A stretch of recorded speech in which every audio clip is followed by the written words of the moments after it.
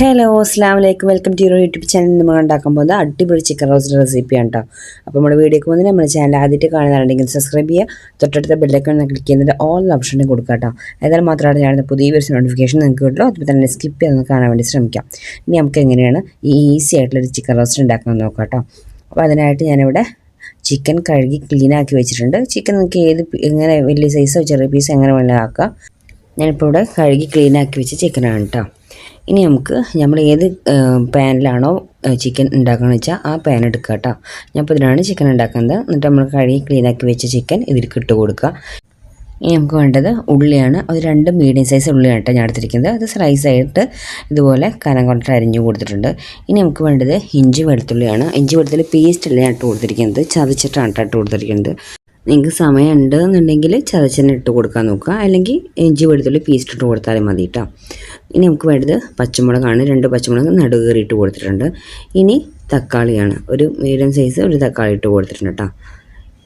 ഇനി നമുക്ക് വേണ്ടത് കറിവേപ്പിലയാണ്. കറിവേപ്പില നമ്മൾ എത്രത്തോളം ഇടുന്നോ അത്രയും ടേസ്റ്റ് കൂടും.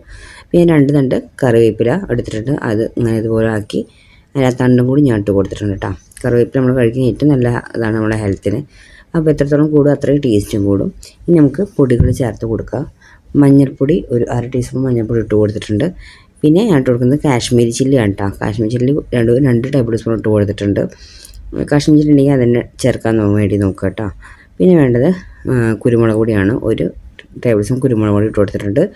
1 സ്പൂണ് ഗരം മസാലയാണ് ഞാൻ ഇട്ട് കൊടുത്തത്. ഇനി നമുക്ക് വേണ്ടത് പെരിഞ്ജീരകത്തിൻ്റെ പൊടിയാണ് കേട്ടോ. ഈ പെരിഞ്ജീരകം ഞാൻ വീട്ടിൽ തന്നെ പൊടിച്ചാണ്. നല്ല സ്മെല്ലുള്ള അടിപൊളി പെരിഞ്ജീരകപ്പൊടിയുടെ ഒരു റെസിപ്പിയാണ്. അപ്പോൾ ഞാനത് വീഡിയോ നമ്മൾ ചാനലിൽ തന്നെ അപ്ലോഡ് ചെയ്തിട്ടുണ്ട്.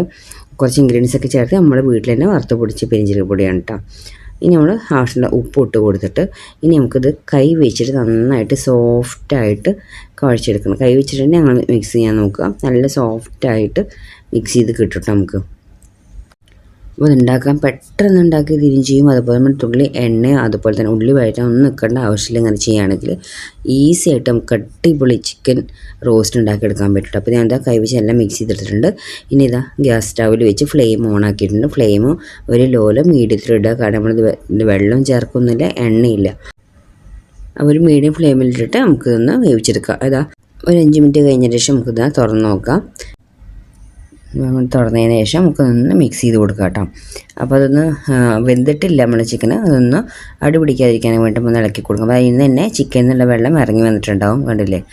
ഇനി നമുക്കിത് അതൊന്ന് വെറ്റിച്ച് ഡ്രൈ ആക്കി എടുക്കണം. നമുക്കൊന്ന് മിക്സ് ചെയ്ത് കൊടുത്തതിന് ശേഷം പിന്നെയും അടച്ച് വെച്ചിട്ടൊന്ന് വേവുന്നവരൊന്ന് വെയിറ്റ് ചെയ്യാം. ഇപ്പോൾ നമ്മൾ അടച്ച് വെച്ച് വേവിക്കുകയാണ്. ഇനി നമുക്കിത് തുറന്ന് നോക്കാം കേട്ടോ. അപ്പോൾ നമ്മൾ ചിക്കനൊക്കെ വെന്തിട്ടുണ്ട്. ഇപ്പോൾ അതിലത്തെ വെള്ളമൊക്കെ വറ്റി എനിക്ക് കുറച്ച് ഗ്രേവി ഉണ്ട്. അപ്പോൾ ഗ്രേവി എടുക്കണമാണ് നമുക്ക് ചിക്കൻ കിട്ടിയിരിക്കുന്നത്. നിങ്ങൾക്ക് ഇതുപോലെ എടുക്കണമെങ്കിൽ നിങ്ങൾക്ക് ആക്കിയെടുക്കാം. എനിക്കിവിടെ കുറച്ച് ഗ്രേവിയാണ് ഇവർക്ക് വേണം. അപ്പോൾ അതുകൊണ്ട് ഞാൻ അധികം ഡ്രൈ ആക്കുന്നില്ല. എനിക്ക് ഈ ഗ്രേവി ടൈപ്പ് വേണ്ട, നല്ല ഡ്രൈ ആക്കണമെന്നുണ്ടെങ്കിൽ ഇതുപോലത്തെ ഇട്ട് മിക്സ് ചെയ്ത് കൊടുത്താൽ നമുക്ക് നല്ല ഡ്രൈ ആയി കിട്ടും കേട്ടോ. അപ്പോൾ ഈസിയാണ്, പെട്ടെന്ന് ഉണ്ടാക്കി തീരും. അപ്പോൾ നമ്മളിത് ഞാൻ ഒന്ന് മിക്സ് ചെയ്ത് കൊടുത്ത് ഈ ഒരു ടൈപ്പിലാണ് ഞാൻ എടുത്തിരിക്കുന്നത് കേട്ടോ.